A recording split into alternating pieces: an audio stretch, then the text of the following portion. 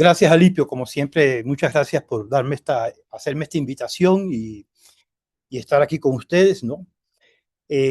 Bueno, le doy la bienvenida aquí. Veo que está Jesús unido, está Carlos y está Germán, ¿no? Voy aquí, no sé si que tengo Está que actualizar. Valentina también. Y Valentina también, que bueno, no la veía, ¿no?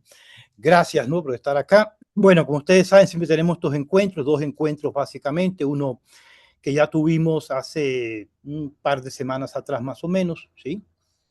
Y este de hoy, que es el día 14, ¿no? Presencial, digamos en línea, ¿no? Simultáneo, ¿no? Pues nada, muy agradecido de que estén acá, a ustedes cuatro, ¿sí? Valentina, Germán, Carlos y Jesús, por estar acá. Bueno, la idea un poco del encuentro de hoy es, pues, de alguna manera reafirmar algunas de las cosas que se están viendo en esta unidad, en este módulo, en que, como ustedes saben, estamos tratando los estándares internacionales de acceso a la justicia, que no traduce otra cosa, sino los requisitos, ¿no? Existentes desde el punto de vista normativo para acceder a una justicia internacional. Eso es lo que traduce sencillamente, ¿no? Todos sabemos que los derechos humanos aparecen precisamente, tienen para decir dos cosas que son, me parecen a mí muy importantes. La primera, el primer rasgo de los derechos humanos, ¿no? El más importante de todos tal vez, es que los derechos humanos, ustedes verán que tenemos derechos humanos, todos tenemos derechos humanos. Los derechos humanos, a diferencia de todos los demás derechos, uno tiene unos derechos que son como nacional de Chile o nacional de Uruguay o nacional de Colombia, o tiene unos derechos también. Yo creo que como estudiantes de diplomado, pues tenemos unos derechos que adquirimos como estudiantes de diplomado que no son extensivos a otras personas que no hacen parte del diplomado. Por ejemplo, una persona que no hace parte de este diplomado no tiene el derecho a acceder a este diplomado. Sin embargo, cuando hablamos de los derechos humanos, no estamos hablando de derechos que adquirimos en virtud de ser estudiantes de este diplomado, ser nacionales de Chile o nacionales de Uruguay o de Colombia, sino son derechos que adquirimos como seres humanos.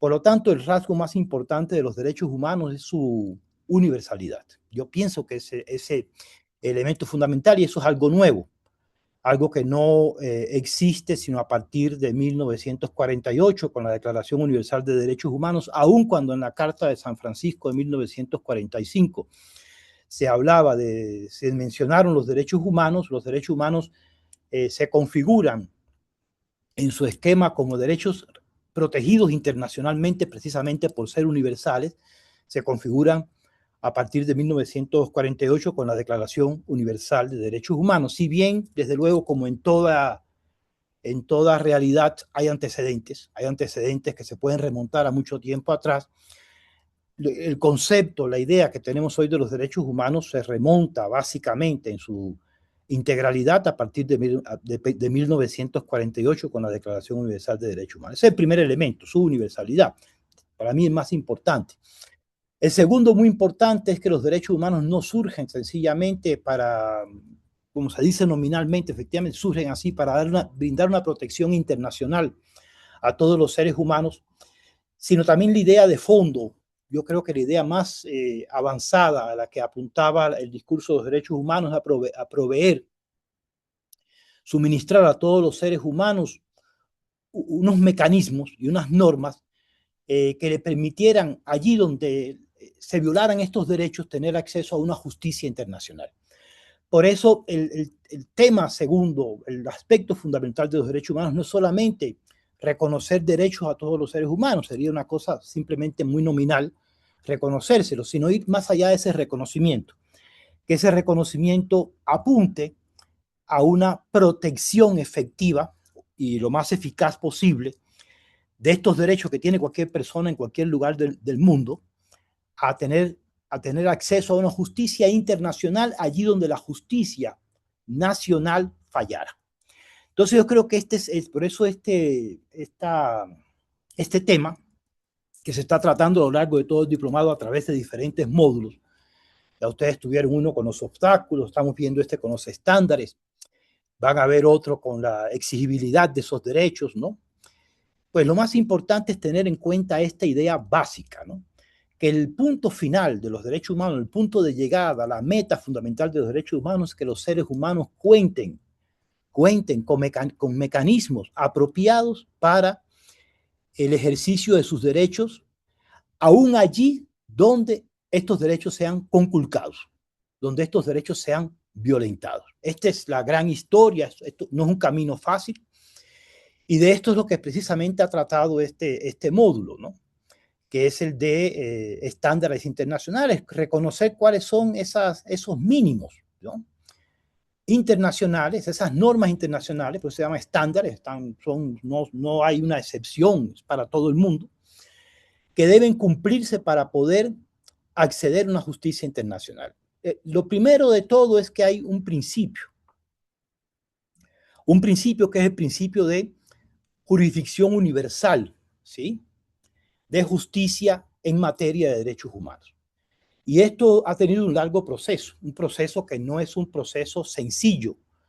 Ustedes saben muy bien, por ejemplo, que cuando se crea se hace la Carta de Naciones Unidas, se crea la Declaración Universal de Derechos Humanos, es un punto a tener en cuenta, no se ha hablado esto, yo creo que en los módulos no hay una referencia directa a esto. Cuando se crea la Declaración Universal de Derechos Humanos, ustedes recordarán que esto se da a través simplemente de una declaración, y una declaración no es un tratado. Es decir, es una declaración donde hay como una especie de compromiso, como una especie de acuerdo alrededor de unos principios básicos que son los derechos humanos por parte de todos los estados. Y más que un instrumento, aunque es un instrumento jurídico, no se puede negar la Declaración Universal de Derechos Humanos. A la Declaración Universal en 1948 no hay todavía tratados internacionales donde obliguen efectivamente a los estados a cumplir con ciertos derechos. La Declaración de Derechos Humanos no es un instrumento vinculante. Ahora bien, aquí hay que hacer una salvedad, y ustedes mismos lo pueden saber. Creo que muchos en el curso que son abogados o que trabajan el tema de hace mucho tiempo recordarán, yo digo a modo de recorderis porque no estoy diciendo nada nuevo, recordarán que los derechos humanos, la Declaración Universal de Derechos Humanos, contiene toda una serie de derechos formulados de manera muy abstracta, que su origen no es propiamente convencional. Si bien están plasmados en una declaración de principios que no es en principio obligatoria, valga la redundancia, no es en principio obligatoria, contiene toda una serie de elementos que sí lo son. ¿Por qué razón? Porque contiene toda una serie de normas, algunas relacionadas con el derecho a la libertad, por ejemplo, que impiden la esclavitud, otras que garantizan el derecho a la persona a una integridad personal, por lo tanto prohíben, está planteado tácitamente la prohibición de la tortura. Todas estas normas no son creadas por primera vez por la Declaración Universal de Derechos Humanos, sino que son normas, como ustedes conocen muy bien, que son las llamadas normas de carácter imperativo. De carácter imperativo quiere decir que hay una obligación de los estados. Y aunque la carta no es un documento que establece obligaciones, no, la declaración no establece obligaciones, hay normas que ya están incorporadas allí que por su carácter imperativo establecen ya obligaciones para los estados, entre ellas, pues, desde luego, la prohibición de la tortura. Entonces, decir que la Declaración Universal de Derechos Humanos no es un instrumento vinculante, es cierto desde el punto de vista técnico-jurídico, pero no es cierto desde el punto de vista de su contenido, porque muchas de las normas incorporadas en la Declaración de Derechos Humanos son normas de carácter imperativo, es decir, jus cogens, son normas imperativas para los estados, por lo tanto los estados, aunque estén en ese momento firmando un documento que no es vinculante, las normas allí incorporadas por su contenido son normas vinculantes. Eso es el primer paso, pero no obstante no existen los mecanismos para hacer que los estados cumplan con estas normas. Y es por eso que ustedes verán, hablo un poco de la parte un poco histórica, porque de otra manera no sé cómo entrar a este tema, quedaría muy, no sé, muy acartonado, muy técnico, no explicaría mucho. Ustedes verán que a partir de 1948 pues empiezan a surgir toda una serie de tratados internacionales, uno sobre la prohibición donde se prohíbe, por ejemplo, la tortura, la discriminación racial, la discriminación contra la mujer, se establecen ya más tardíamente los derechos del niño y de la niña, etcétera, ¿no? Hasta se prohíbe la desaparición forzada de personas, etcétera. Entonces, ustedes verán que hay un proceso, ¿no? En que se van creando como 9, 10 tratados que establecen explícitamente obligaciones para los estados. ¿Por qué? Porque los tratados ya surten un proceso que no surte la declaración. Son instrumentos vinculantes. Los tratados se ratifican por los estados y cuando los estados ratifican un tratado, pues asumen obligaciones con ese tratado, con las obligaciones establecidas dentro del tratado. Se hacen suyas soberanamente las obligaciones establecidas en el tratado. Entonces, vean, aquí hay un paso muy importante. Pero además de esto, ustedes verán que uno dirá, bueno, un Estado puede ratificar un tratado, pero ese tratado después no lo, aunque lo ratifiquen, no lo cumplen. Esa es la gran pregunta, siempre nos hacemos. Bueno, mi país, en mi estado, Colombia ha ratificado todos los tratados de derechos humanos, todos, absolutamente todos y cada uno. Sin embargo, vemos que no cumplen con algunos de estos tratados. Entonces, pero este es un requisito muy importante. El hecho de que los estados no cumplan con los tratados o no los cumplan en ciertas ocasiones no quiere decir que no estén obligados a cumplirlo. Creo que aquí hay, ¿qué sucede? En el derecho internacional hay una limitación y es que los mecanismos para hacer cumplir las obligaciones contraídas por los estados son siempre limitados. ¿Por qué? Porque en último término chocan con un problema o con una dificultad que es la misma voluntad del Estado para cumplirlo, la voluntad política del Estado para cumplirlo. Es decir, si bien existe la obligación jurídica, la voluntad política por parte, yo llamo voluntad política, pues, digamos, que el Estado quiera cumplir con ese tratado, ya presenta un problema. No obstante, hablo de esta dificultad por lo siguiente. No obstante, si ustedes miran cada uno de los tratados creados en el marco de la jurisdicción internacional de derechos humanos, que tiene que ver con los tratados creados en el marco de la ONU, ustedes verán que cada uno de estos tratados cuenta con unos mecanismos que en Naciones Unidas se les da el nombre de mecanismos convencionales. Estos mecanismos convencionales son los mecanismos existentes para vigilar, hacer cumplir, exigir a los estados el cumplimiento de lo que ellos se comprometen en los tratados. Entonces, ven, ya el asunto no queda tan al arbitrio del Estado. Una vez que ratifica el Estado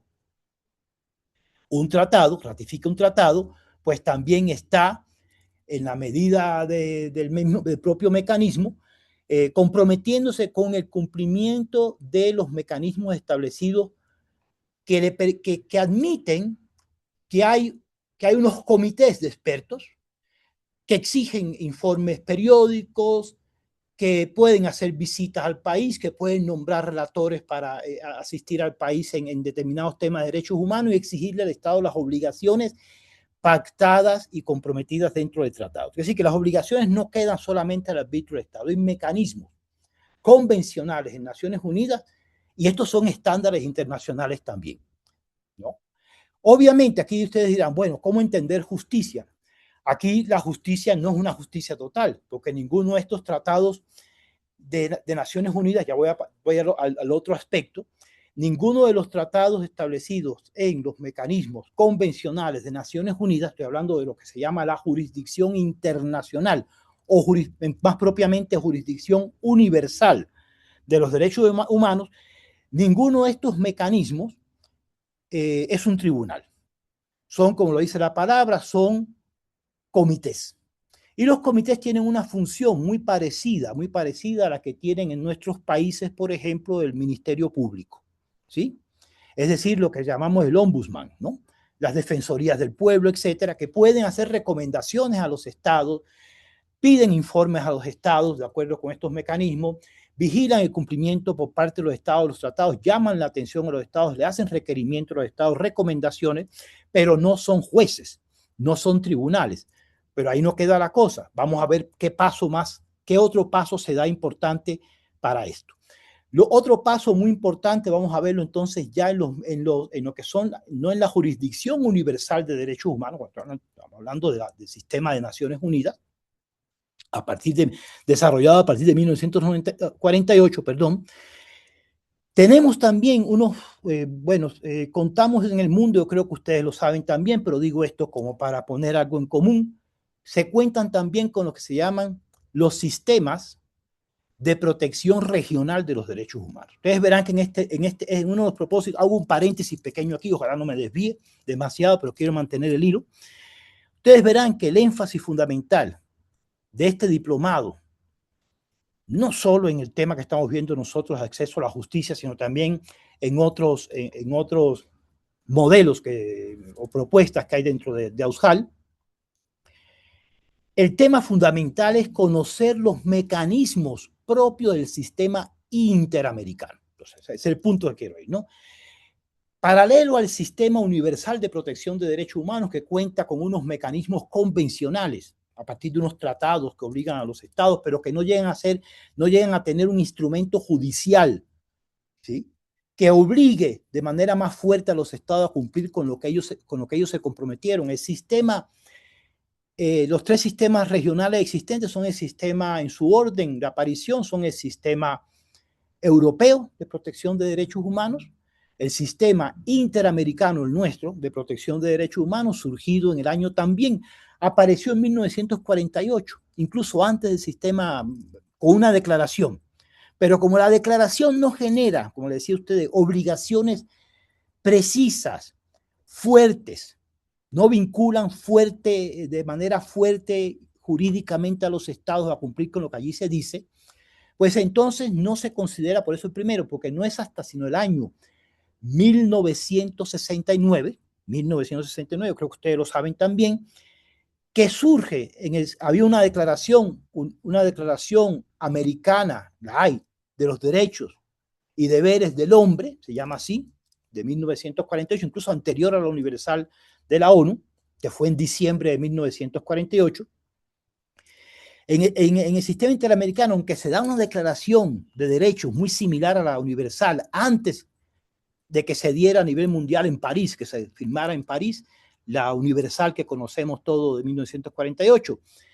No obstante, no fue sino hasta el año 1969 que surge, que aparece, que se adopta en el sistema interamericano esto que conocemos todos muy bien, que es nuestra herramienta básica de trabajo en estos módulos, que es la Convención Americana de los Derechos del Hombre, se llama así, Convención Americana de los Derechos Humanos, Convención Americana de los Derechos del Hombre, donde se establecen, es un tratado, ven, aquí ya no estamos hablando de una declaración, un tratado, pero que crea, para el cumplimiento de este tratado, se crean dos órganos. Bueno, un órgano que estaba creado anteriormente, que es la Comisión Americana, pero se crea para el cumplimiento de la Convención Americana, se crea la Corte Interamericana de Derechos Humanos. La Corte Interamericana de Derechos, es decir, que es un mecanismo fundamental, el mecanismo tal vez más importante para obligar a los estados a cumplir con los estándares, bueno, con las normas de derechos humanos establecidas en la Convención, pues el mecanismo más importante, porque si no esos estándares no serían estándares, serían simplemente unos saludos a la bandera, como decimos trivialmente, lo más importante es el mecanismo de la Corte Interamericana. Pero ustedes saben bien que el sistema interamericano cuenta tanto con una comisión, que la comisión se crea con un carácter muy similar al de los comités de expertos que les hablé a ustedes del sistema universal. Se crea también el tribunal. La comisión se había creado antes, ¿no? Pero para promover los derechos humanos, ¿sí?, establecidos en la Declaración Americana de Derechos y Deberes del Hombre. Pero en el año 1969, en la convención se establecen mecanismos adicionales, tanto para la comisión, se establecen nuevas competencias a la Comisión Interamericana, como son las visitas a país, poder hacer, digamos, acciones para proteger que son lo que podríamos llamar unos mecanismos de protección para cuando hay una violación inminente de derechos humanos poder actuar. Se establecen mecanismos para actuar como parte, recibir denuncias individuales frente a violaciones de derechos humanos, recepcionarlas, investigarlas y hacer recomendaciones a los estados. Y son competencias nuevas, algunos dicen cuasi judiciales, casi de un juez, pero no llegan a ser de un juez porque no tienen la misma capacidad de un juez. Pueden hacer recomendaciones, mas no dictar fallos de sentencia, que es lo que diferencia con un juez. Esta función la adquiere y la asume la Corte Interamericana. Entonces aquí tenemos lo primero. Ahora bien, ustedes han visto, quiero hacer este paréntesis también nuevo para que vean la relación con lo que ustedes están viendo, la vean muy aterrizada. Pueden ver cómo en todos los módulos que ustedes han visto, yo creo que en el anterior también, y no sé si en este que vendrá igual, ustedes van a ver que hay muchos textos que los remiten a ustedes a la lectura de casos fallados por la Corte Interamericana, ¿sí? ¿Por qué es importante estos casos? Porque estos casos sientan un precedente más importante de obligatoriedad de los estados frente al cumplimiento de los derechos establecidos en la Convención Americana de Derechos Humanos. Ahora bien, vean todo lo que estamos hablando. Yo creo que entonces en este módulo hemos visto dos temas, ¿no? Fundamentalmente, ¿no? Dentro del marco de lo que son los estándares y los mecanismos, la idea es que ustedes puedan conocer los mecanismos establecidos para el acceso a la justicia internacional. En este caso no hay ningún caso, no hemos tenido en este módulo, por lo menos no hay ningún caso que nos remita, si no es tangencialmente, a los casos universales, ¿no? De jurisdicción universal. Pero la mayoría de los casos empezamos con dos. Uno, donde hay unas recomendaciones de la Comisión Interamericana, en el caso de la señora Da Peña, y otro que si hay una sentencia de la Corte Interamericana. En el sentido de estos dos casos, que analizan, creen que de entrada este módulo se abre con el estudio de estos dos casos, es que se pudiera ver cuál es el alcance, ¿no? Bueno, primero que todo, ¿en qué circunstancias entra a operar tanto la Comisión como la Corte Interamericana? ¿En qué circunstancias entran a operar? Ese es uno. Y lo segundo, además, ¿en qué circunstancias entran a operar? ¿Cuál es el alcance de lo que ellos allí establecen?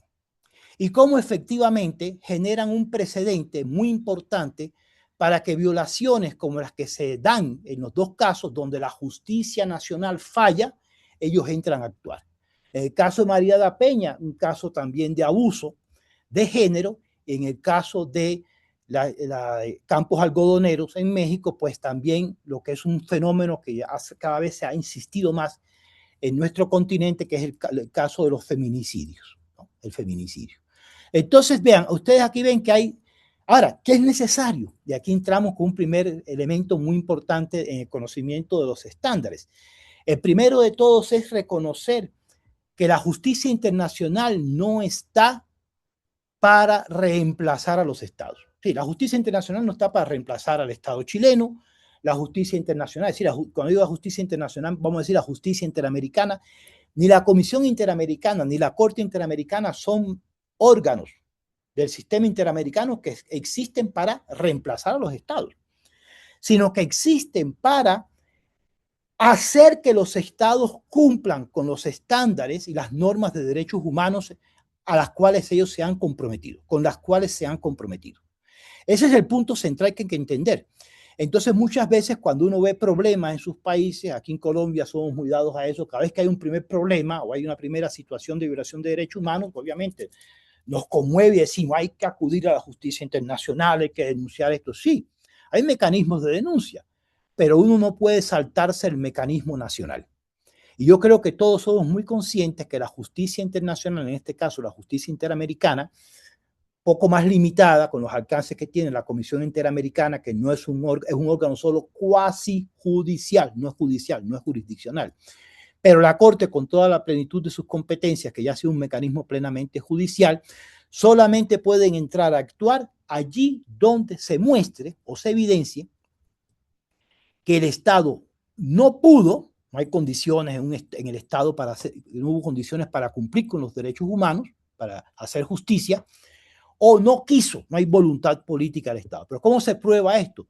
Se prueba ante estos organismos que efectivamente se transitó, que no hubo voluntad de parte del Estado para hacer cumplir la justicia, o no hubo capacidad por parte del Estado para hacer cumplir la justicia. Ven, aquí tenemos un primer punto muy importante. Tanto en el caso que ustedes vieron de María da Peña, como en el caso de Campos Algodoneros, voy a referirme a esto, son los ejemplos concretos con los que manejamos esta parte del diplomado. Ustedes vieron muy bien que son dos casos donde la justicia nacional no cumplió. Y además, si ustedes ven tanto el informe de la comisión como el resumen del caso de Campos Algodoneros y la sentencia, ustedes verán que se establece muy claramente, como primer requisito, los elementos probatorios de evidencia de que los estados no cumplieron con sus obligaciones en materia de derechos humanos en ninguno de los dos casos. Y por lo tanto, los casos se vuelven meritorios para ser tratados, en este caso, por la justicia interamericana. Entonces, ven, aquí es para que podamos ver muy claramente a dónde vamos. Ahora bien, ¿qué sucede? Seguimos con el tema de los estándares. Ven, los estándares internacionales de justicia son todo el conjunto, yo diría, son el conjunto de mecanismos, en primer lugar, el conjunto de normas que protegen al ser humano y establecen que los seres humanos debemos tener justicia, cuando allí donde se nos vieron, que debe haber justicia en materia de derechos humanos, es lo primero. Y lo segundo, que hay una serie de mecanismos establecidos a nivel internacional por los mismos tratados, las mismas convenciones que se han ido creando, que como son la Corte Interamericana, en el caso nuestro, la Comisión Interamericana, para en el caso de que el Estado no cumpla con esos estándares de justicia, deniega el acceso a la justicia a cualquier Estado, a cualquier ciudadano de un Estado parte del sistema interamericano, entren a actuar y entonces obligan al Estado a hacer justicia. Bien, hasta ahí, yo voy hasta ahí, ¿no? Segundo aspecto que quiero aclarar, tener claro, vamos a tener claro esto, ¿no? Hay una limitación acá también, ¿no? Nada es, yo creo que todos, bueno, aquí yo creo que me estoy haciendo entender de Valentina, de Carlos, de Germán. Si ustedes tienen alguna pregunta, me la hacen inmediatamente, ¿no? Me interrumpen, ¿no? Vean, quiero decir lo siguiente, ¿no? Cuando hablamos de justicia en materia de derechos humanos, a la luz, vamos a poner este ejemplo, del sistema interamericano, no estamos hablando de justicia penal. Primer punto, ¿no? Estamos hablando de justicia en materia de derechos humanos. La Corte, el sistema interamericano, no es un sistema, la Corte Interamericana no es una corte penal. Vuelvo al primer punto, ¿no? El propósito vamos a poner este ejemplo, el propósito tanto de la Comisión Interamericana como de la Corte Interamericana es hacer que los estados cumplan con los estándares mínimos pactados, adoptados por ellos mismos voluntariamente en materia de derechos humanos. Este es el punto. Por lo tanto, y además, que en el caso de que la justicia, ¿cómo se entiende entonces en estos tribunales? Se entiende entonces como justicia de reparación. Lo que busca el sistema interamericano de derechos humanos es reparar a las víctimas de derechos humanos a las cuales se les denegó justicia en sus propios países. Punto fundamental. No es castigar al perpetrador del ilícito, al perpetrador de la violación de derechos humanos. Por ejemplo, el papel de la comisión bueno, especialmente de la Corte, o sea, un tribunal, del Tribunal de Derechos Humanos Interamericano, no es castigar, vamos a poner este ejemplo así, no, son ejemplos, ¿no? No es castigar al policía que abusó de una manifestante en una marcha en Chile y después lo liberaron. ¿No? No, ese no es su papel. No es castigar. Eso lo hace la justicia penal.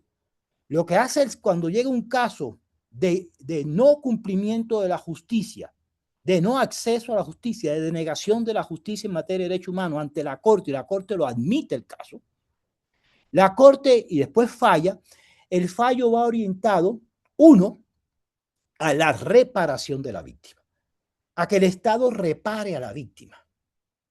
Obviamente, víctima aquí un concepto no es solamente, no es, en muchos casos no es solo individual. Piensen ustedes en los casos de las desapariciones forzadas. Un ejemplo, en las desapariciones forzadas la víctima es el individuo que desaparecieron. Pero entonces uno dice, ¿cómo voy a reparar al que desaparecieron? No, es que la desaparición forzada tiene unos efectos sobre la familia, tiene unos efectos sobre el tejido social, tiene unos efectos incluso muy graves sobre todo el conjunto de la sociedad. Entonces, por eso que la reparación va orientada a otros aspectos. Hoy se habla incluso de reparación integral. Es indemnizar a las víctimas también indirectas del caso, los familiares en este caso, con indemnizaciones justas por el sufrimiento, por el daño perpetrado, pero también a tomar medidas de no reparación, de no repetición, medidas simbólicas, medidas de restitución de derechos, etcétera, etcétera. Una reparación integral. Pero, Gracias, profesor. Sí, sí, comentarle el tema, cuando usted refirió al feminicidio, bueno, yo tomé un curso bien interesante en Claxo, donde claramente ah, ahí era un temazo.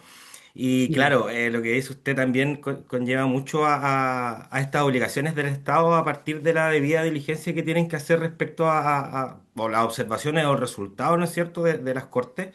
Claro, y el reparar, recuerdo aún que las medidas de restitución, de indemnización, de satisfacción, de sí, rehabilitación, de eh, rehabilitación. las Eso, garantías de no repetición.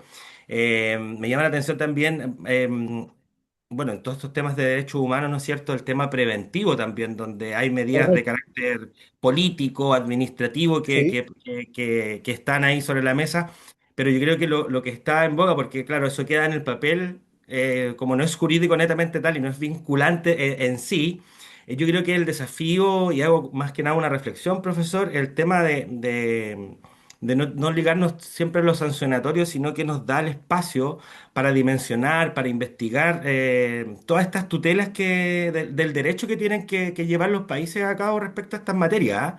correcto.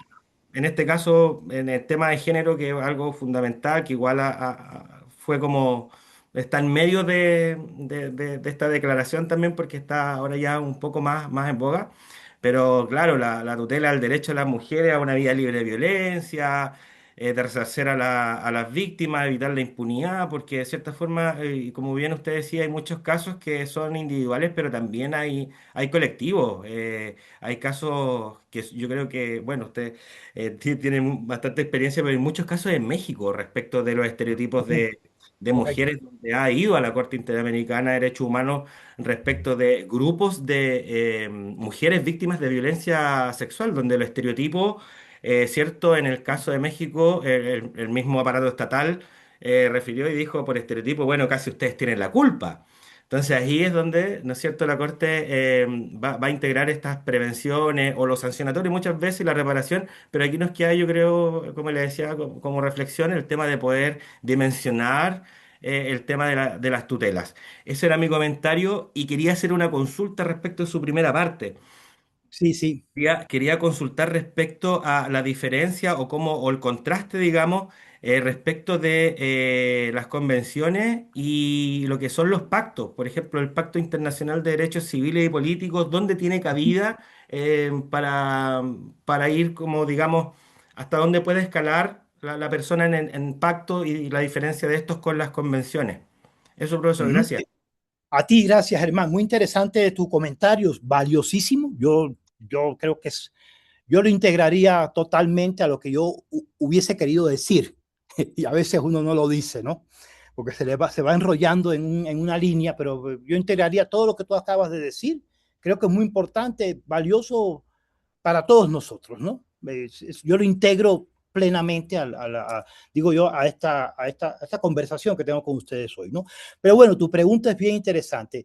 La diferencia entre un pacto y una convención, ¿sí? Lo que llamamos convención. Aquí el problema es más que todo, a ver, ¿cuál es la diferencia? Hay tres niveles, ¿no? Yo voy a poner tres niveles básicos, ¿no? Uno es la declaración. La declaración es muy importante y la declaración no es vinculante en el sentido técnico jurídico, aunque repito, la declaración tanto americana como la declaración universal contienen normas que por su contenido son normas de carácter de cumplimiento imperativo por parte de los estados, son normas jus cogens, ¿no? Entonces no podría haber justificación de un estado de decir, no, aunque no haya, yo no he ratificado ningún tratado sobre la tortura, ¿no?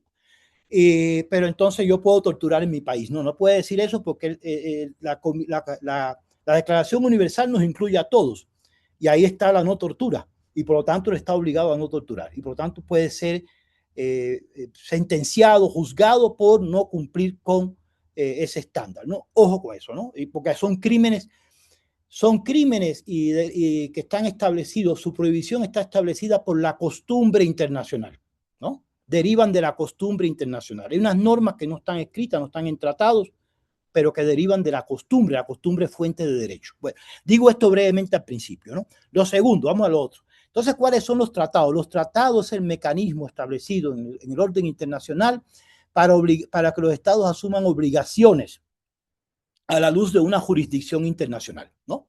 Hasta ahí claro, ¿no? Entonces ahí hay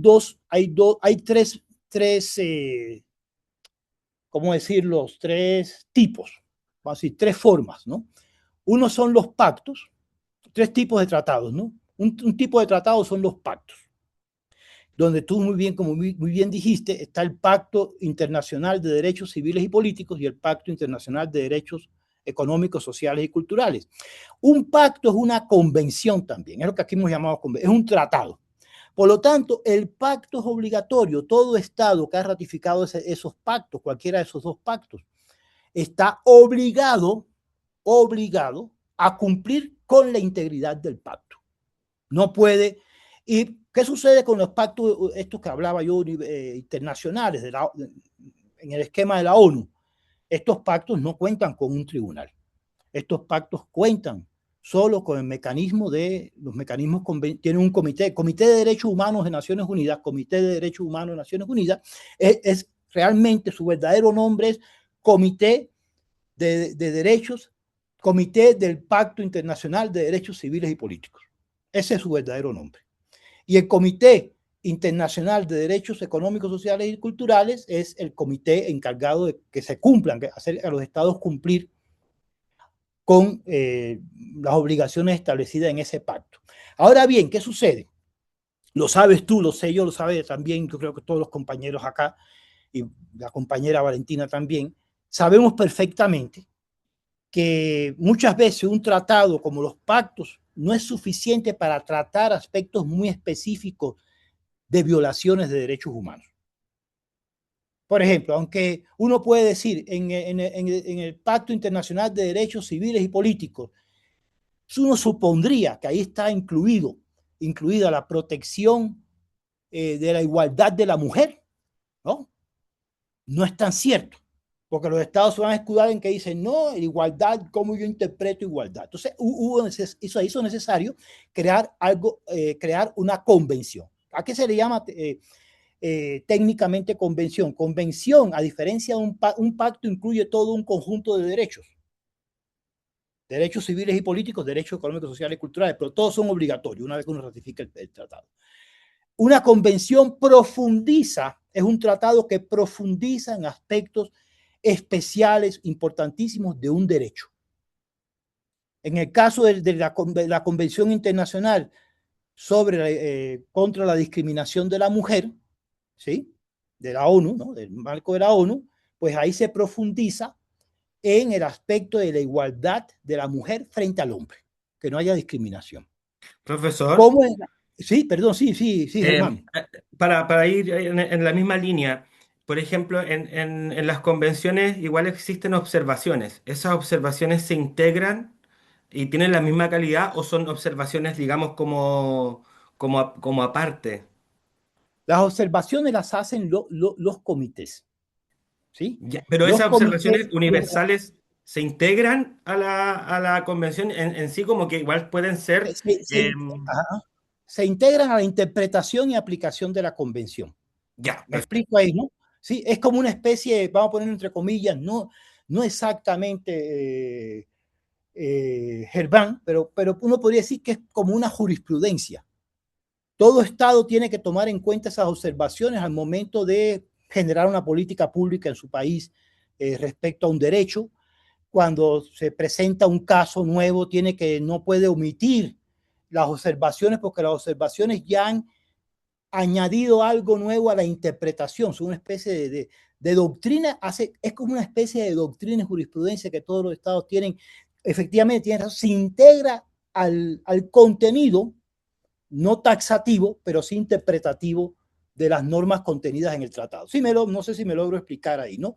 Ese es el punto, pues, central, ¿no? De esto, ¿no?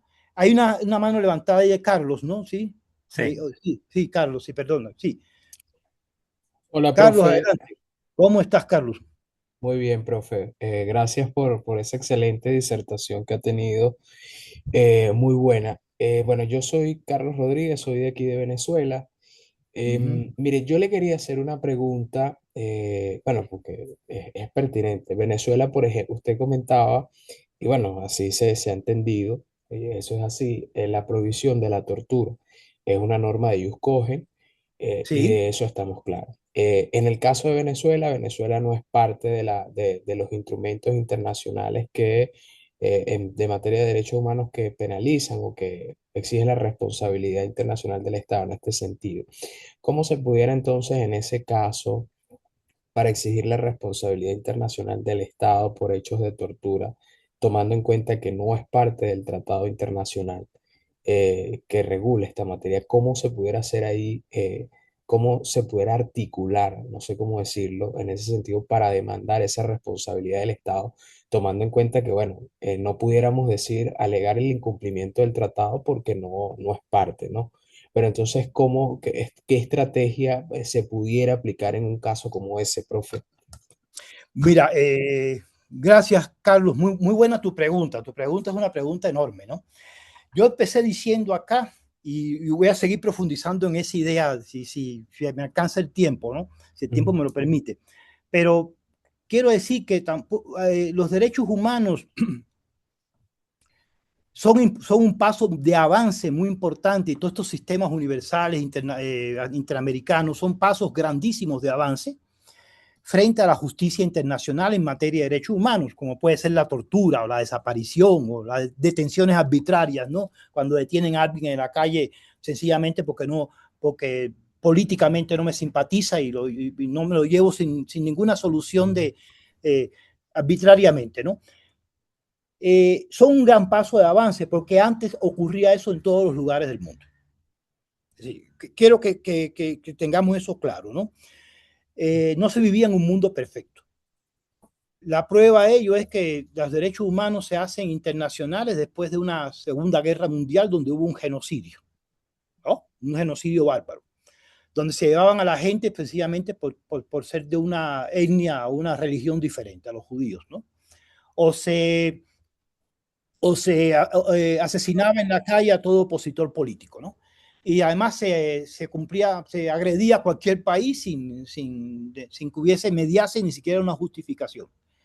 Entonces, digamos que los derechos humanos aparecen y yo creo que logran bastante, ¿no? Logran por lo menos alinear a buena parte del mundo alrededor de una posición de que esto no puede seguir sucediendo y que si yo soy responsable de eso, tengo que comparecer como Estado para que eso se resuelva. Ahora bien, lo que no logran solucionar los derechos humanos, y esta es la gran limitación, Carlos, yo no quiero desilusionarte, yo sé que a veces vivimos con mucha esperanza y confiamos mucho en los grandes logros, ¿no? Los derechos humanos no han logrado todavía hasta el día de hoy superar el, las limitaciones de la soberanía de un Estado. Y sobre todo yo diría que no todos los estados, aunque la Carta de Naciones Unidas empieza con una frase que dice todos los estados son igualmente soberanos. Igualmente soberanos quiere decir que tanto el estado pequeñito como el estado superpotencia, todos tienen el mismo derecho a que se respete su soberanía. Pero ¿qué sucede aquí? Eso es la norma internacional, pero la realidad política internacional demuestra históricamente, aún en nuestros tiempos, de que los estados que tienen más poder se salen con las suyas. Se salen con las suyas y hacen lo que se les da la gana. Sobre todo si tienen suficiente capacidad para resistir cualquier tipo de presión de esa manera. Entonces, ¿qué hacen los estados cuando le empiezan a molestar ciertas normas o ciertos tratados internacionales? Pues no los ratifican, ¿no? Por lo tanto, están por fuera de ellos. Y otras veces denuncian el tratado. En Venezuela ha pasado eso, ¿no? Sí. Que ha denunciado, se llama denunciar el tratado, que es salirse del tratado, denunciar, decir yo no quiero ser más parte, eso es un procedimiento, pero ¿por qué? Porque los estados se supone que las obligaciones se asumen voluntariamente. Una cosa es que yo, puedo poner un ejemplo, una cosa es que yo te fuerce a ti, cojo un cuchillo y te fuerza a ti a que me des tu billetera. Pero tú no tienes la obligación de darme la billetera, tú estás forzado a darme la billetera, porque yo saqué un cuchillo y te lo puse acá. Pero otra cosa es que tú hablemos, hacemos un acuerdo y decimos, Carlos, tú tienes que pagar impuestos todos los meses por la vivienda que estás ocupando. Entonces tú dijiste, sí, es justo que yo pague impuestos porque, ve, ahí tú asumiste una obligación. Las obligaciones solo se pueden asumir voluntariamente. Ahora, una vez que tú asumes la obligación, tu deber es cumplir con la obligación. Correcto. Pero entonces cuando alguien no quiere cumplir con la obligación, la pregunta que tú me estás planteando, ¿qué se puede hacer? Forzarlo a que la cumpla, ¿no? Y entonces ahí ves, yo creo que en estos casos la justicia se suspende y entra a actuar la fuerza, ¿no? Entonces yo creo que es la gran limitación que tienen los derechos humanos.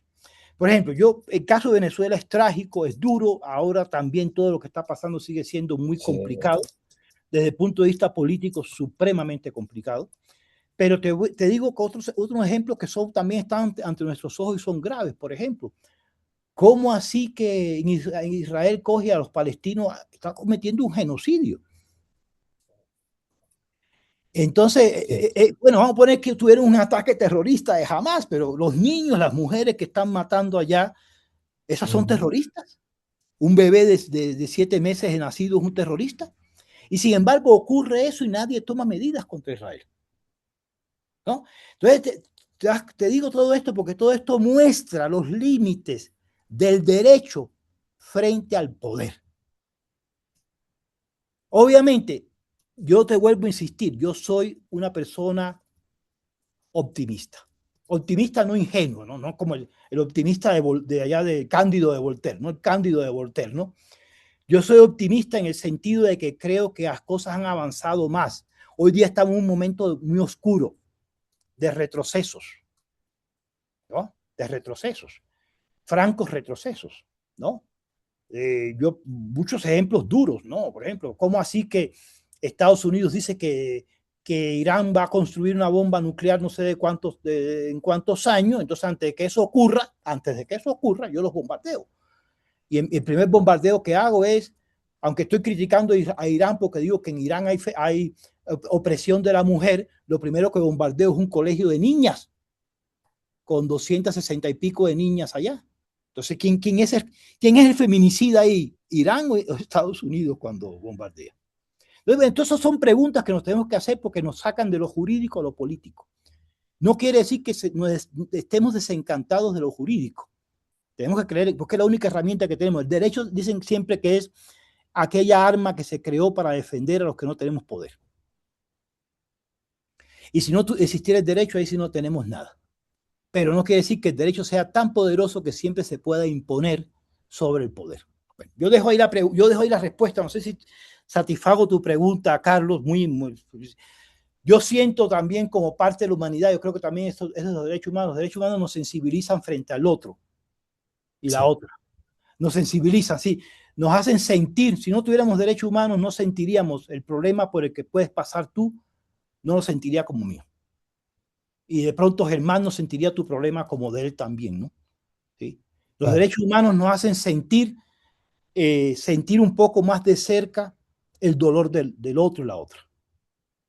y saber, y cuando alguien de un lugar reclama justicia, unirnos a su causa justa también. Yo creo que esta es la parte ética de todo esto que estamos hablando, ¿no? Sí, correcto, ¿no?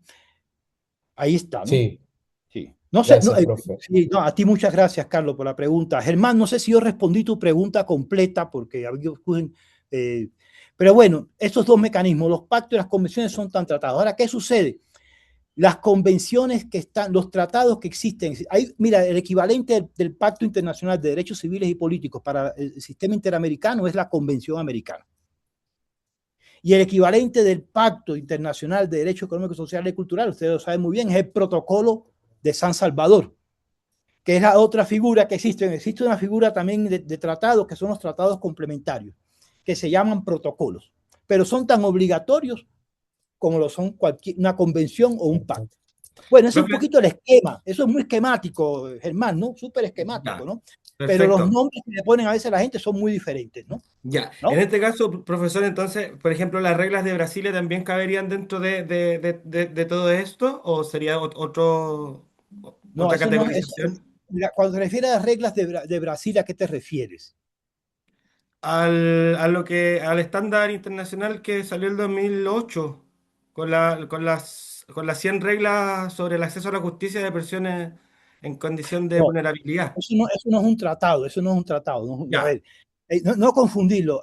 Lo que pasa es que también hay otros instrumentos que son que algunos llaman de soft law. No son tan de soft law, ¿no?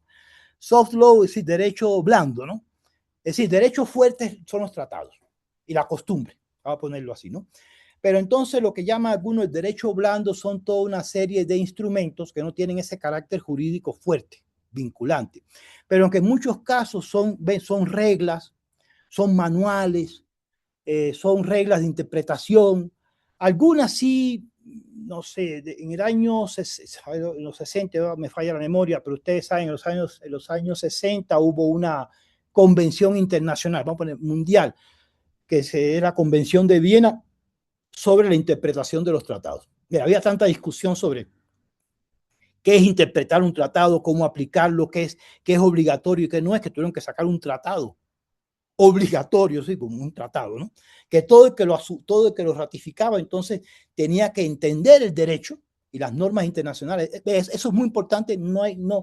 Yo creo que hubiese sido importante para este módulo también tratar un poco algo sobre el derecho de los tratados, ¿no? Que es el primer estándar, ¿no? Porque hay estándares también que tienen que ver con la interpretación de las mismas normas. ¿Sí? Entonces, digamos, las reglas, por ejemplo, ahí están hay muchas reglas importantes. Entonces, estas reglas son, no, es derecho blando. Pero ¿qué sucede? Cuando un juez, y ahí juega un papel importante la Corte Interamericana, cuando un juez en su aplicación de un caso cita o se refiere a estas reglas, ya está vinculando algo que es un derecho blando, lo está incorporando por la vía jurisprudencial a una interpretación obligatoria y a una aplicación obligatoria del derecho en cuestión. Y por lo tanto no es que sea tan no obligatorio, pero no es obligatorio de modo directo como lo es un tratado porque tú lo ratificas expresamente, sino a través de la interpretación de un juez, de la aplicación del juez a un caso. No sé si me logro explicar ahí, ¿no? Sí, si soy claro en mi explicación, ¿no? Ese es el punto, ¿no? Bueno, aquí hemos avanzado mucho. Muy interesantes las preguntas, no sé. Voy a seguir para cerrar un poquito esta parte, ¿no? Vean, yo sigo insistiendo un poco en que, como le decía Carlos, ¿no? Yo creo que lo que dice Carlos, a todos nos dice, bueno, el derecho es todo. Bueno, el derecho es un gran cambio, ¿sí? Es un gran paso de avance y tenemos que confiar en él. Pero nos falta todavía avanzar mucho. Ahí ahora me voy a referir a nuestro módulo. Ustedes han visto que la segunda parte del módulo, la primera trató dos casos, ¿no? Principalmente, ¿no? Correcto, ¿no? En los que la justicia nacional falló y entonces entró a actuar la justicia interamericana con bastante éxito, yo diría, ¿no? Qué bien, maravilloso. Pero ustedes han visto que la segunda parte ya empiezan a hablar de Colombia principalmente, ¿no? Se refieren a Colombia porque, bueno, hay un proceso de justicia, que es el último proceso de justicia transicional que se ha dado históricamente. No es por eso que lo toman de referencia, porque ahí está claramente, hay otros procesos, ¿no? Pero ustedes verán que se empieza a hablar de justicia transicional. Y este es un término bastante, véanlo, vamos a verlo con los ojos así descorridos, ¿no? Yo me quito los lentes, voy a verlo más de cerca, ¿no? Justicia transicional suena raro, ¿no? Porque es como, ¿qué tipo de justicia es esa, no? Sí, ¿no? Una justicia que no es, que es de tránsito, y la justicia no es algo está ahí, que es eterna, ¿no? Sí, nosotros se nos habló de la justicia eterna, ¿no? La justicia es algo que no puede ser de transición, ¿no? Sin embargo, aquí, pero vean ustedes cómo se avanza. ¿Cuál es el problema? Que en muchos casos, donde hay violaciones masivas, y yo le agradezco a Carlos su pregunta también, allí donde han ocurrido violaciones masivas de derechos humanos, ¿sí? Masivas, quiero decir que los derechos humanos dejaron de ser un caso, ¿no?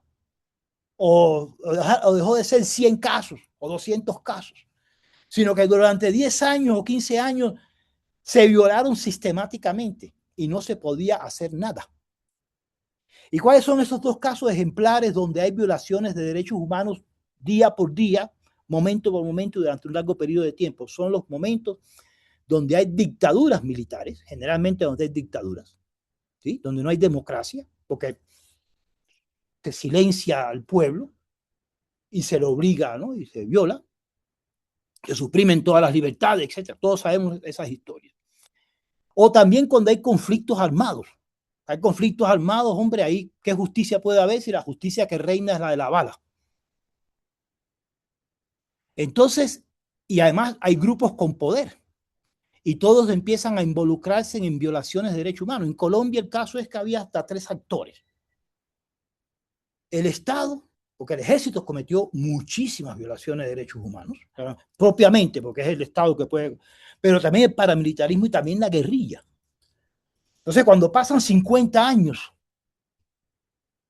y usted quiere, ya la gente no aguanta más, hay un reclamo de que hay que llegar a la paz. Los actores, las condiciones políticas no permiten que usted pueda hacer justicia con todos y cada uno de los actores que cometió infracciones. Empezando porque los actores, un guerrillero, por ejemplo, no se va a desmovilizar sabiendo que va a ir para una cárcel.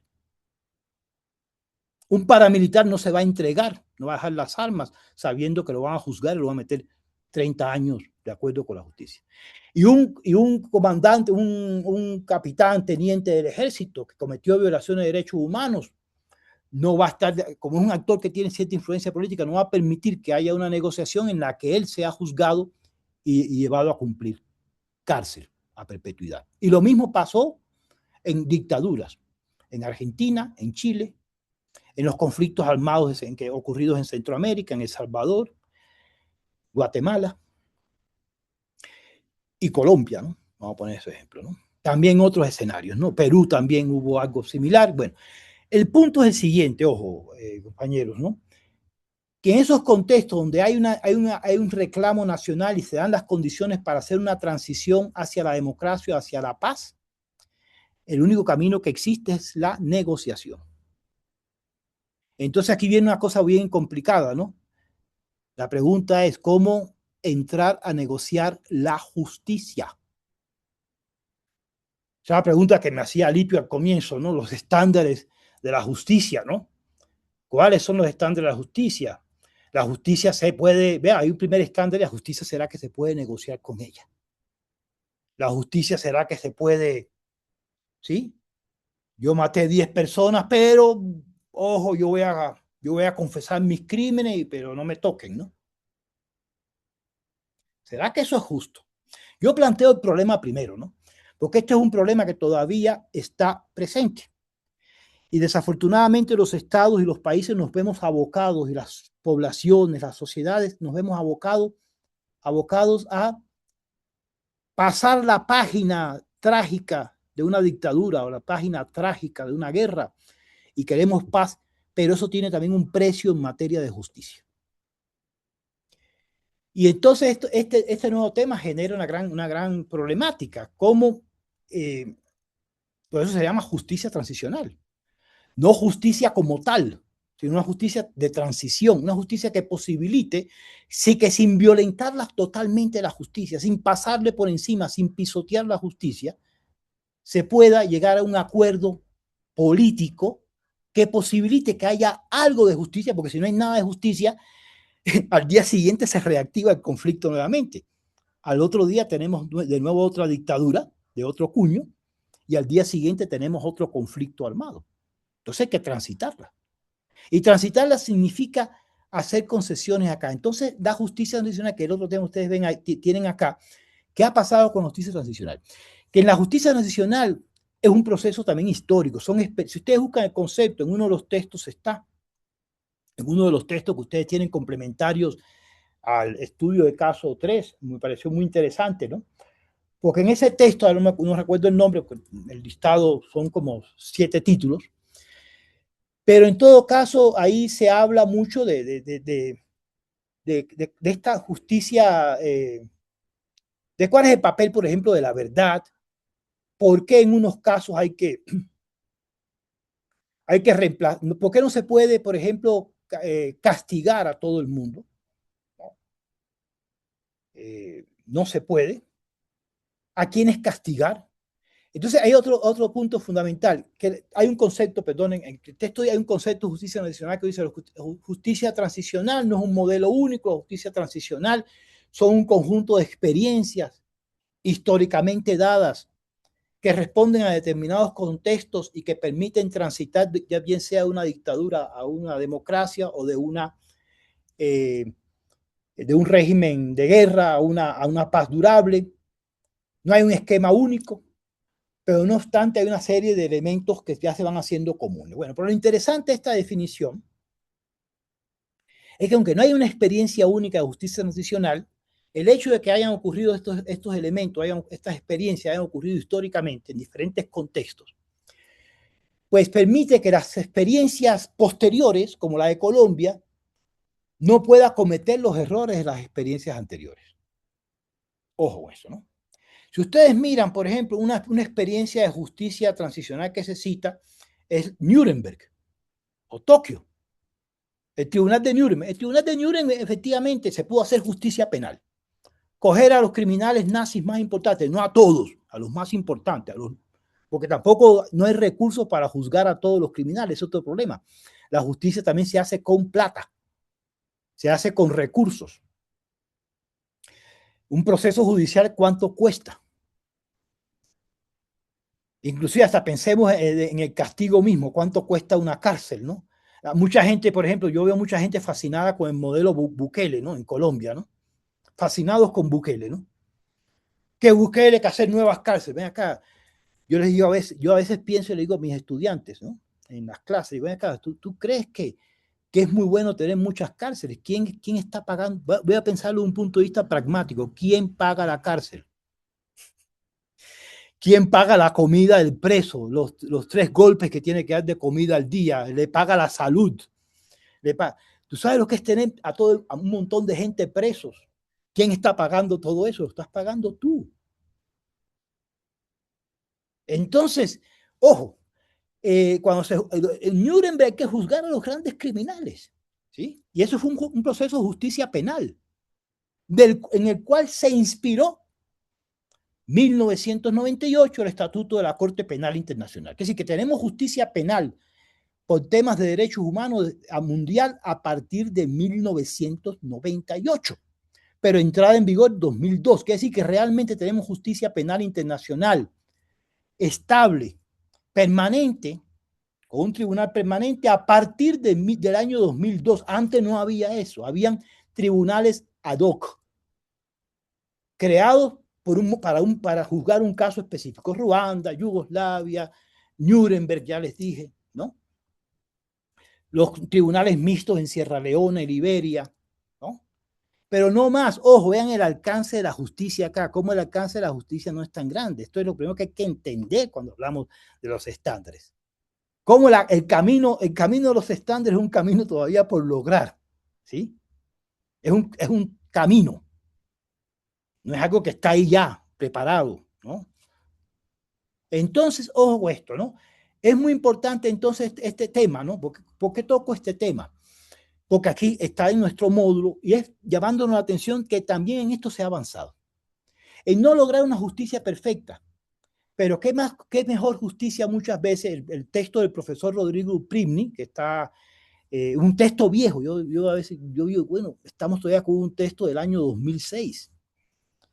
Pero resulta que ese texto se escribió en un momento crucial para Colombia, porque había una ley de justicia y paz, de justicia transicional, que después fue reformulada. Fíjense que 10 años antes ese texto, 2006, da cuenta de una serie de aspectos que después en 2016, en el proceso ya de negociación del ejército de Colombia con el gobierno, con la guerrilla, se transformó y tenemos ahora otra cosa muy distinta. Pero de todas maneras el texto, aunque no es muy actual en los ejemplos, porque un texto del año 2006, imagínense, todavía no había ocurrido el proceso de negociación que es el que da la justicia transicional de hoy colombiana actual. Y estamos hablando de 20 años atrás.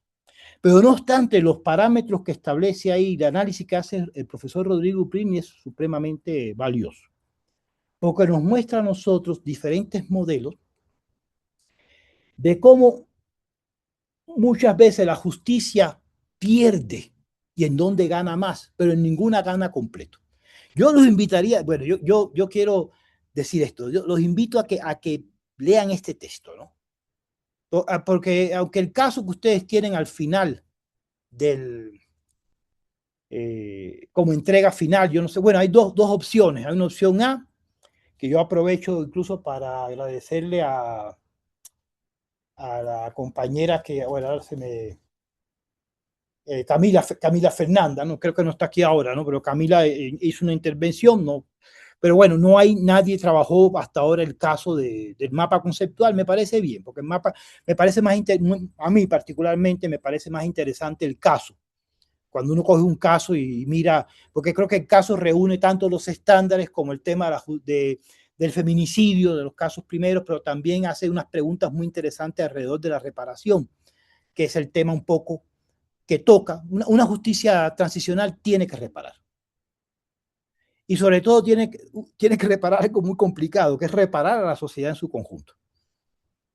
Por el daño moral, por el daño que hace cualquier tipo de violencia de esta naturaleza. Bueno, ahí me recuerdo ahí la pregunta de Carlos, ¿no? Bueno, eso está por ver, ¿no? Pero bueno, ahí está la cosa, ¿no? No sé, bueno, yo creo que dejo ahí, no sé, son las cosas que quiero decir, no quiero extenderme mucho, ¿no? Quiero dejar también un espacio para preguntas de ustedes, inquietudes, no sé. No sé si hay alguna pregunta de parte de Valentina, de parte de... Ya Carlos hizo su pregunta, bueno, Germán, no nos falta nadie ahí, ¿no? Y Carlos, sí, adelante. Carlos, sí. No, bueno, yo no quería hacer una pregunta, sino solamente algún comentario, ¿no? Asociado con ese tema que usted comentaba, profe, de los costos de la justicia, que es verdad, yo también pienso igual que usted, el tema de las megas cárceles, o sea, eso es un costo insostenible en el tiempo. Y también pensándolo un poco en el tema del litigio en materia, por ejemplo, de derechos humanos, que los litigios son excesivamente caros. Por ejemplo, las ONG que trabajan estos temas tienen que ir buscando fondos y recursos para pagar, bueno, ayuda, que sí, para los pasajes de la víctima, llevarla a la corte, todo ese tipo de cosas. Entonces, claro, allí también quizás es relevante el concepto de litigio estratégico, ¿no? Porque también en derechos humanos eso se maneja mucho. O sea, uno entiende que, visto eso, de que son procesos judiciales muy costosos, por eso es que se habla de temas de litigio estratégico en materia de derechos humanos, ¿no? Tratar de tomar como esos casos emblemáticos que esas son muy sustantivos desde el punto de vista del fondo, que pueden servir para hacer recomendaciones o, sí, digamos así, recomendaciones al Estado y que Cambios pueden tener un impacto mucho mayor que tener que mayores. litigar microcasos en la corte. Entonces, era solo Exacto. para comentar eso, profe. Oh, muchísimo, valiosísimo lo que estás diciendo. Este es el punto, pero fíjate que acá esto del litigio estratégico mismo nos pone a nosotros ante una realidad, la imposibilidad misma. Bueno, un aspecto de que es mejor una justicia que logre alguna reparación, algún impacto simbólico, algún cambio, que muchas veces una justicia plena, una justicia total, ¿no? Frente al que sufrió la... Y desde luego de esto es muy difícil convencer a la población, a la gente. Sí, yo creo que yo adivino, sospecho que tú trabajas en una organización, Carlos, que ha tenido que ver con esto, ¿no? Bueno, te imagino así, ¿no? Porque cuando habla de este tema, ¿no? Pero usted, es muy difícil a veces hacer entender a la víctima, ¿no? Sí, Que un litigio estratégico también lo está incluyendo a él, ¿no? O a ella, ¿no? exacto. O está también dando una satisfacción a lo que él sufrió o lo que han sufrido tantos, ¿no? Y muchas veces lo ven como una especie de arreglo político, como algo que no logra, y es muy difícil convencer a la gente de que esto es así, ¿no? Por eso el trabajo pedagógico y el trabajo que hay que llevar de conversación, de convencimiento alrededor de estos temas, de ilustración, es muy importante llevarlo. Yo creo que por eso el diplomado yo aprovecho para hacer una cuña al diplomado. Yo creo que este diplomado es irreemplazable en ese sentido, porque no hay otro espacio, muchas veces, no hay espacios, muchas veces en los que uno puede encontrarse con personas que tienen estas inquietudes y que de alguna manera están viendo esto en terreno, y están trabajando todos estos temas. Y entonces este diplomado nos pone frente a todas estas preguntas, nos pone frente a todas estas experiencias como la tuya, y nos hace comprender también que hay dificultades, porque tampoco es tan sencillo esto, ¿no? No es que hay un Sí, mecanismo ahí, que a veces pensamos los mecanismos internacionales como un mecanismo, no sé, de unos jugos o algo que uno aprieta un botón y sale el jugo por el otro lado, ¿no? No es así, ¿no? Es un proceso sí, supremamente difícil. complejo, ¿no? Y bastante costoso y difícil también emocionalmente para la gente que, como ustedes, que Exacto. trabajan en estos escenarios, es muy desgastante emocionalmente también, ¿no? Ujú. Eso. Gracias, profe. A ti gracias, Carlos. Muy interesante lo que nos cuenta, muy valioso. Me presento Gracias. brevemente. Yo soy Jesús Marcos. Actualmente estoy estudiando la maestría en Derecho Internacional Ajá. y soy candidato a una maestría en Ciencia Política. Soy de México. Perfecto. Em, de los mecanismos internacionales de protección de derechos humanos, sí que es complejo, tal cual se puede identificar en las dudas de los colegas aquí presentes, de los retos de cómo identificar el marco jurídico internacional que es vinculante, cuál no es vinculante, cuáles son los mecanismos relevantes de acuerdo a la naturaleza del tema que queremos abordar o del caso Ujú. también, de la naturaleza del caso. Yo creo que sí que hay muchos retos, al menos aquí en el sistema interamericano todavía, sí que hay un marco jurídico que ha sido progresivo a nivel sistema interamericano. Sin embargo, en la práctica sí que hay retos en cada país, ¿no? En cierto grado, algún país puede presentar deficiencias en un tema en específico y, y nada, muy emocionado de estar en esta sesión. Y quería preguntarle antes a usted, profesor David, Y, ahorita estoy llevando a cabo bueno, estoy por empezar mi tema de investigación de la maestría que está relacionado con el tema de movilidad humana, migración y cambio climático. ajá. Evidentemente, la migración y la movilidad humana ha sido un tema muy abordado desde el siglo pasado.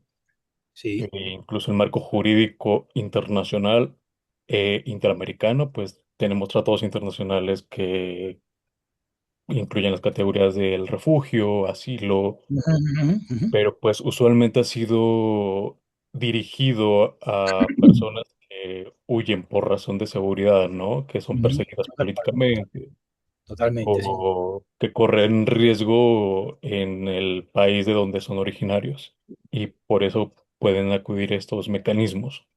Sí.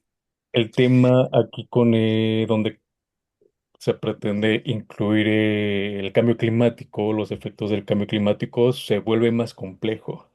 Totalmente, totalmente. Y me Vea, gustaría, sí, sí, perdona, sí, sí, perdóname, Jesús, pensé que había, sí, termina, sí, la idea, perdona mi interrupción, sí, no, muchas gracias. Termino con la pregunta. Me gustaría saber, sí, de acuerdo a su experiencia, si la integración de estas categorías emergentes como personas migrantes y refugiadas climáticas bajo el ujú, sistema regional de protección de derechos humanos respondería de manera positiva en el sistema multilateral de la OEA para fortalecer o hacer frente al incremento de este desplazamiento forzado actuales y futuros por los efectos del cambio climático. tomando en cuenta de que sí que no es todavía una frecuencia o presencia del desplazamiento forzado tan marcado en el continente. Por ejemplo, Ujú. México, la comunidad del bosque ha sido la primera comunidad desplazada por el cambio climático. En temas comparados, Tuvalu y es el primer país, estado de Naciones Unidas que ha tenido ya, ha sido declarado, ¿no? Como de en esta crisis de los efectos de cambio climático, que incluso han tenido que firmar el acuerdo Falepili con Australia para que puedan desplazarse los de Tuvalu a Australia y que puedan residir en Australia y trabajar. Pero bueno, la pregunta era esa y me gustaría saber qué opina. Mira, a ver, eso tocas un tema que eso, como, bueno, creo que todos los temas que han tocado ustedes me parecen muy interesantes. Yo estoy muy contento y qué bueno, como decía el profesor Alipio, conocerlos un poco y escucharlos, ¿no? Personas muy interesantes ustedes, muy interesantes, lo digo de corazón, por las preguntas que hacen, se ve la calidad de conocimientos que tienen, la experiencia, ¿no? Pero bueno, este tema también es un tema de frontera. Es otro tema donde el derecho internacional, las normas internacionales y menos aún, no hay, menos aún la justicia internacional en materia de derechos humanos, es el tema de las migraciones, es un tema en que se encuentra muy atrasado el tema de los derechos humanos. Lo más avanzado que existe en términos de derecho internacional de protección de las personas forzadas a migrar de un país a otro, estamos todavía en el año 57 y el año 64. No, 51 y 64. 51, Convención Internacional sobre el Estatuto de los Refugiados. Y el protocolo adicional de Nueva York a esta convención. Pero ninguno de estos dos tratados, que son los dos tratados con los que se cuenta tratados, volviendo a la pregunta inicial que había hecho y con la complementación que había hecho Germán, muy valiosa. Ninguno de estos instrumentos contempla nada así como alguien que huye o se ve forzado a huir de su país por hambre. Vamos a ponerlo así, ¿no? Si alguien tiene hambre, no hay condiciones para comer, ¿quién dijo que cómo lo vamos a catalogar como un migrante económico? ¿Sí? Migrante económico es alguien que migra para mejorar su nivel de vida en otro país. Ese debería ser el migrante económico, pero alguien que huye porque está muriendo de hambre, hay desnutrición en su país, pues no es un migrante económico. Debería ser catalogado como refugiado porque es un migrante forzado. Alguien que huye por un desastre natural debería ser llamado refugiado ambiental, como algunos lo proponen algunos académicos, pero no es todavía una categoría oficial. Se llama migrante por razones ambientales, pero no se le llama todavía migrante, no se le llama todavía refugiado. Entonces, digo todo esto por qué razón, porque inclusive, vean, sorpréndanse, ¿no? En las Américas no pasa eso porque hay una declaración, que es la Declaración de Cartagena, y un desarrollo que es el último, es el Plan de Acción de México. Ahí ustedes me pueden ayudar, ¿no? Plan de Acción de México de 2004, donde se trata el tema de las personas que huyen de un país por conflicto armado interno. Pero quiero que sepan que una persona que huye de un país y busca protección en otro porque hay un conflicto armado en su país no está considerado un refugiado. De acuerdo con las normas internacionales, no es un refugiado. Entonces, díganme qué es. Es alguien que está a expensas de que el Estado lo trate como migrante. Y si es un migrante, el Estado no tiene la obligación de brindarle protección internacional. Ese tema que tocas tú, Jesús, es muy amplio. Yo quiero señalar esto. Es muy amplio, es un tema que todavía hoy día es un punto de exigencia fuerte. Porque los estados tienen totalmente la facultad y la potestad de declarar a quién le dan protección internacional y a quién no. Y de acuerdo con las normas internacionales, solo merecen protección internacional, estrictamente hablando, quien califica como refugiado. Quien no califica como refugiado, no. Y el refugiado, como tú bien lo dijiste al principio, no voy a repetirlo, es solamente aquella persona que huye de su país porque está en riesgo su vida, su integridad personal, sus derechos, pero por motivaciones ideológicas, raciales, lingüísticas, etc. pero en ningún lugar te dicen que es porque hay un desastre natural. En ningún lugar te dicen que es porque hay un conflicto armado interno. En ningún lugar te dicen que es por necesidades extremas económicas. Eso no está. Y después puedo citar más cosas, no voy a detenerme, ¿no? Entonces, en ese punto, el derecho internacional público y el derecho internacional de derechos humanos están supremamente atrasados. Existen sí, como bien vuelvo a Germán, existen sí unas reglas, unos manuales que tienen una característica muy especial, que ponen de entendimiento, que ponen soft law, que ponen a los estados digamos, de alguna manera a prestar alguna atención a estas personas, pero estamos muy atrasados en ese punto. Correcto, ¿no? Entonces, eso es lo que te quería decir, Jesús. Aunque hay un gran trabajo El problema es que en las Américas hay una circunstancia especial, me remito, de 1984 a la fecha ha habido un avance, pero no es un avance normativo en sentido de tratados, ojo, son documentos de buenas prácticas y de buen entendimiento entre los estados para generar reglas, atención, pero no son estrictamente tratados, ¿no? Y menos aún no lo hay tampoco sobre el tema de las personas que huyen por situación ambiental. Hay mucho debate, hay que avanzar. Bueno, creo que va a ser muy importante tu aporte en esa maestría, en esos estudios que vas a realizar sobre este tema. Ahí dejo un poco mi intervención. Muchísimas gracias, profesor. A ustedes, ¿no? Nada, no sé.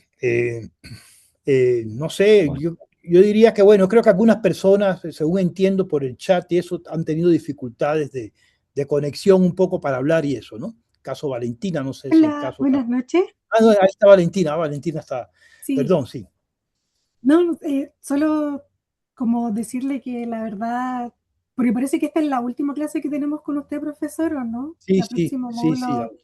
Sí, solo como agradecerle como todo lo que ha hablado. La verdad, por mi parte yo no conozco mucho como de la parte jurídica de los derechos humanos, como que tan teórico, entonces estas 2 sesiones que hemos tenido con usted han sido muy enriquecedoras para mí, sobre todo escuchar a alguien que se nota que de verdad le apasiona lo que sabe, lo que le gusta hacer, entonces como que me ha servido mucho estar en estas clases y sí, le pido disculpas si es que no intervengo mucho, pero es por lo mismo, porque no conozco como la parte teórica, entonces como que me da un poco de vergüenza intervenir y como tal vez Tranquila, cometer errores.